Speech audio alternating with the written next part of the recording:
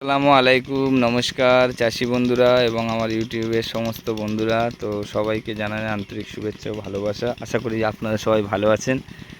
তো আমিও ভালো আছি। রমজান মাস রোজা চলছে। তো অনেক দিন পরে এসেছিলাম আজকে আমার নিজের ধান ক্ষেতটা একটু দেখতে। নিজের ধান, তো এটা আমার টোটাল হচ্ছে কি 1 বিঘা জমিতে আমার ধান করা আছে নিজের জন্য। তো সেই স্প্রে করছে, মুকুল স্প্রে করছে ওটা মাঠে।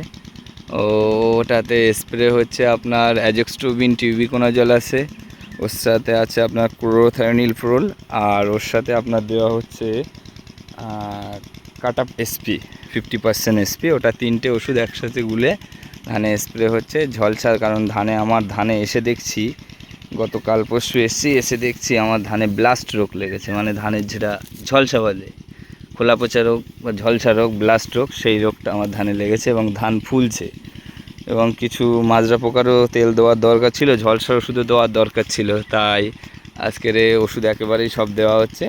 3টে ওষুধ একসাথে গুলে, আলাদা আলাদা করে গুলে একসাথে স্প্রে হচ্ছে। এটা একটা পাশের জমির ধান। এ ধানেও আপনার ব্লাস্ট রোগ দেখা গিয়েছে। ধানের এই যেটা ঝলসা রোগ, ধানের ব্লাস্ট, হ্যাঁ, এটাও লেগেছে। তো সেজন্য আমার ধানেও দেখা যাচ্ছিল, যার জন্য আমিও আমার ধানটাতে কী করলাম, একেবারে ঝলসার ওষুধও দিয়ে দিলাম, ওর সাথে আপনার মাজরা পোকার তেল এবং পাউডার ওর সাথে দিয়ে দিলাম।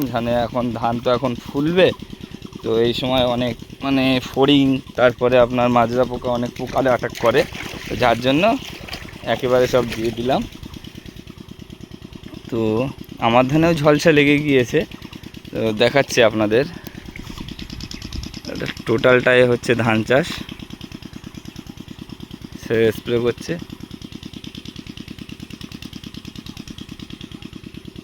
এই দেখেন আমার ধানে এই ঝলসা লেগে গিয়েছে।